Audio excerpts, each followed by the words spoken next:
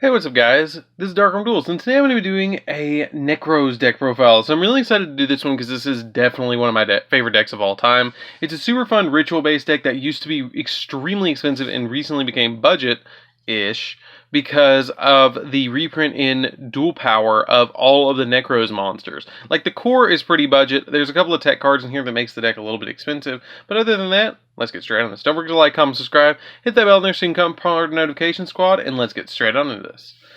And I figured since it was so cold being in December, we ought to do some sort of ice deck. So, first off, we're going to be playing 2 copies of Nekroz of Trishula. Nekroz of Trishula is the big boss monster of the entire deck.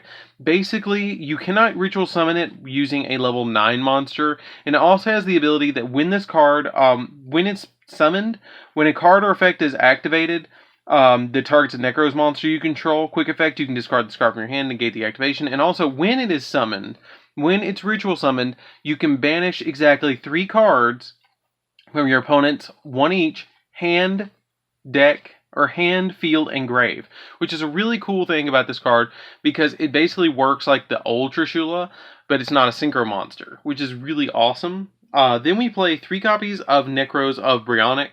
Brionek is basically the searcher of the deck. You can discard it to add a Nekroz monster from your deck to your hand. It also has the ability that when it's ritual summoned or when it's on the field, you can target up to 2 face-up monsters on the field that were special summoned from the extra deck and shuffle them into the deck, which is really cool, and it's a once per turn effect. So you can do that multiple times, but it's just an awesome card. This card is probably the best card in the entire deck.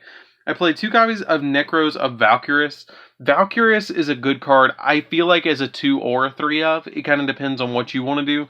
You can't ritual summon it with anything that's a level 8 monster. And it also has the ability that when your opponent's monster declares an attack, you can banish 1 Nekroz card from your graveyard and discard this card, negate the attack, and in the battle phase. So it kind of works like a battle fader, which is pretty cool.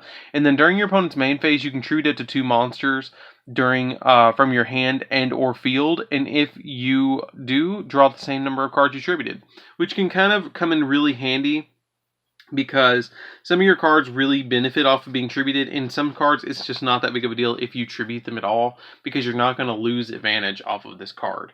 Then we play 2 copies of Nekroz of Colossalus. Really good card in this deck. Really interesting effect. It has the ability that you can discard it to add a Nekroz spell or trap from your deck to your hand. And then during either player's turn, you can target a face-up monster on the field that was special summoned from the extra deck, and until the end phase, its attack becomes 0 and it negates its effects, which is really cool to be able to just negate monster effects that were special summoned from the extra deck. I love that ability about this card. For my 1-ofs, I do play a single copy of Nekroz of Gungnir. Yes, I did go out of my way and get that ultimate rare Gungnir for the mat. Gungnir is an interesting tech card in this deck. Not a lot of people play it, but it's kind of one of those cards that you either play this Decisive Armor or Catastor. It depends on what you want to play in this position, but you can play that or play the 3rd Valkyrus, but I really like playing Gungnir. Gungnir's effect is during either player's turn, you can discard this card to target a Nekroz monster you control. It cannot be destroyed by battle or by card effects this turn.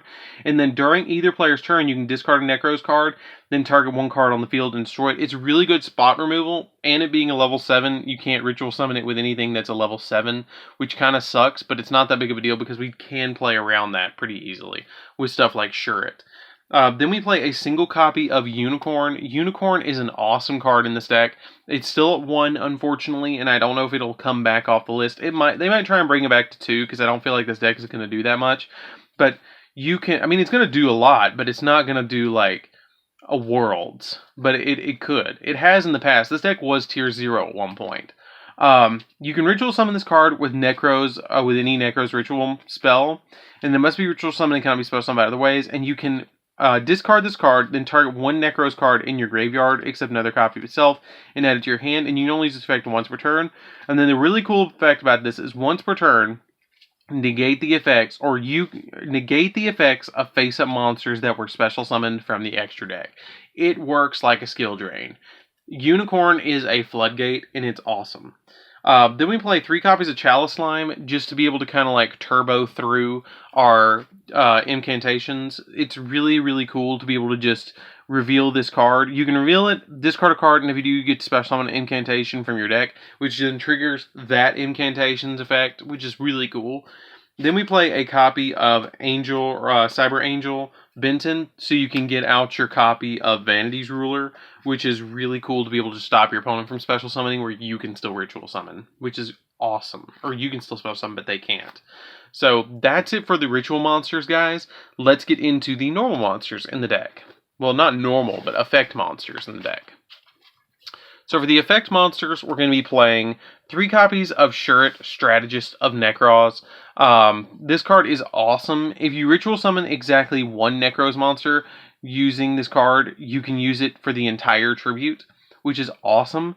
And then it also has the ability that if it's tributed by a card effect, you can add a Warrior Nekroz monster from your deck to your hand, which is awesome as well because it searches stuff like, it searches Brionic, it searches Colossalus, and it searches Trishula, which is your targets for your Shuret, which is pretty cool. This card at one point was even banned because it was so good at being able to search stuff. We play 2 copies of Incantation Talismandra to be able to search our ritual monsters, 2 copies of Candle to be able to search our ritual spells, 2 copies of Bookstone to be able to add back our ritual spells, and 2 copies of Pencil Plume to be able to add back our ritual monsters, which is really cool about these cards. The way that these work, if you're not particularly familiar with incantations, is you reveal a ritual monster or ritual spell, depending on which one you're going to do. Special summon the incantation from your hand, and then special summon an incantation from your deck, which can really help us out because you put them on the field and they have 0 attack and 0 defense, and they make it so you can't special summon from the extra deck, but we don't really special summon from the extra deck that much anyways, except for 1 monster. Like, I only ever special summon 1 monster from my entire extra deck, but I want to keep the stuff in my extra deck because I send them to the graveyard with certain cards to be able to trigger certain effects. So that's why I play 3 copies of Zaborg, the Mega Monarch. So Zaborg, the Mega Monarch, is a really interesting card. They basically use your incantations to tribute summon this card. And its ability is that when it's tribute summoned, you can basically destroy a monster on the field. And if it was a light monster, both players send from their extra deck to the graveyard monsters equal to the number of the level that the monster had, which is really cool. And if you tribute summon this card using a light monster, you can choose the target your opponent sends to the graveyard. This can be really devastating to your opponent because you can hit all of their, really important cards. And Pencil Plume is a light monster, and so is Candle. So by using them as materials to tribute, you can actually look at your opponent's extra deck and go, yeah, I want to get rid of these particularly 8 cards, because you always pop the Zaborg off of its own effect. Because you get to send 8 from your extra deck and 8 from your opponent's extra deck, which you can send stuff like Totally Awesome, you can send stuff like Elder Entity Nist, you can send stuff, your Omega, like you have targets, and it can get up to a chain link like 8, because you're sending your stuff to the graveyard. And then for the last monster, we're playing a single copy of Vanity's Ruler. Vanity's Ruler is pretty good in the deck too. You basically just tribute Cyber Angel Benton and be able to search it. And it can, when it's summoned, it can be special summoned, and then when it's on the field, your opponent cannot special summon monsters, which is pretty good. It's actually really good to be able to just make it so your opponent cannot special summon monsters. So that's it for the monsters, guys. Let's get into the spells. If you guys want to play more hand traps in this deck, you can drop Zaborg. If you want to, and you feel like you absolutely need to, you can drop Zaborg and play hand traps, or drop a Bookstone and a Candle, or a Bookstone and a Pencil Plume, and maybe a copy of one of the Nekroz mirrors that I play as a 2 of. You can maybe drop one of these and play some like Call by the Graves or Pot of Extravagance, but I like this build. I feel like this is the way to play Nekroz. So basically play 2 copies of Mirror, 2 copies of Cycle, and 2 copies of Kaleidoscope, and a single copy of Incantation Inception. So we play 7 ritual spells in the deck. The coolest one, in my opinion, is probably going to be your Nekroz Kaleidoscope. You get to send a monster from your extra deck to the graveyard equal to the level, equal to the amount of stars that you wanted to ritual summon. So if you want to ritual summon 2 monsters off of this, you can send something like a Shooting Quasar Dragon to the graveyard to special summon off a Trishula and a Colossalus off of this 1 ritual spell, which is really cool. And the Nekroz mirror basically is kind of like the miracle fusion of the deck. You can use monsters that are in your graveyard or on your field or in your hand, but you have to tribute Nekroz monsters that are, or banish Nekroz monsters in the graveyard, which is really cool. Incantation Inception is kind of like one of those cards that's just really good to be able to use to summon Chalice Slime, for the rare chance that you're actually going to summon Chalice Slime. And then we play 3 copies of Preparation of Rites. It's just a really good card, or Preparation of Rites. Preparation of Rites is really good because it lets you add a level 7 or lower ritual monster from your deck to your hand, which is usually going to be Bryonic, so you can discard Bryonic to search something else. So it's just super good. Like, it's just super, super good to be able to play Preparation of Rites, because it adds that ritual monster from your deck to your hand, and then adds back a ritual spell from your graveyard to your hand, which can be really, really beneficial. So that's it for the main deck, guys. Let's get into the extra deck. So for the extra deck, the only monster that you're ever going to summon out of the extra deck is your single copy of Neptus the Sacred Flame. That is literally the only card you're ever going to actually summon. Everything else is, you know, sending to grave fodder. But basically, if you use ritual monsters to link this card, if you use 1, it cannot be destroyed by battle. If you use 2, it can be destroyed by battle or by card effects, and it gains 1200 attack.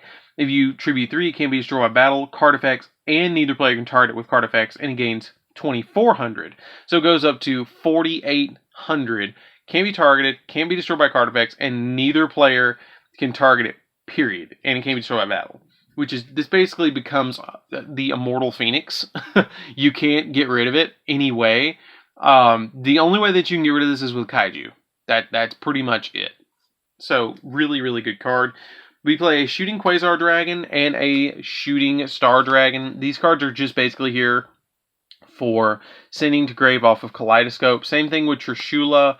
Psyframe Lord Omega is here for sending to the graveyard off of your Zaborg to be able to put it back, if you want to be able to put it back. Bryonic's here for Kaleidoscope. You send all of these to the graveyard, your Herald of the Arclight to the graveyard to be able to search off of the copy of Zaborg. Like, Zaborg turns into like a +3 if you tribute summon it, which is really cool, or more. 3 copies of Elder Entity Nist and 3 copies of Totally Awesome. Basically what you do is when you tribute summon Zaborg, you send all 3 Herald of the Arclights. You send between 2 and 2 of these, which puts you at like 7, and then you send a single copy of Psyframe Lord Omega. If you have water in the graveyard, you can add any water card back from your deck, from your graveyard to your hand. You send this, it pops stuff. You send this, and it search ritual spells and ritual monsters, which can get you so much advantage. It's ridiculous. And then Psyframe Lord Omega is just here to put stuff back. So that's it for the deck, guys. I hope you enjoyed this one. It's a really good deck. It's a really good deck. I would not hesitate to take this to locals. I really wouldn't even hesitate to take it to regionals. And I think that in the next coming lists, I would not be surprised if we actually do get Unicorn back at like 2, just to kind of test the waters. That's kind of what they did with Blackwings and other decks like Necro, or what's it called? What's the other deck? Insectors, that we just got Dragonfly back at 3 after how many years? So I feel like eventually they're just going to be like, okay, here's your second Unicorn, see what you can do. And then eventually, if it doesn't do anything, they'll put it back at 3. So I feel like that's just something that they're slowly going to do on the list. So anyways, guys, that's it for this deck profile. I hope you enjoyed this one. Don't forget to like, comment, subscribe. Hit the bell on there so you can become part of the notification squad. And I'll see you guys in the next video. See you around, guys.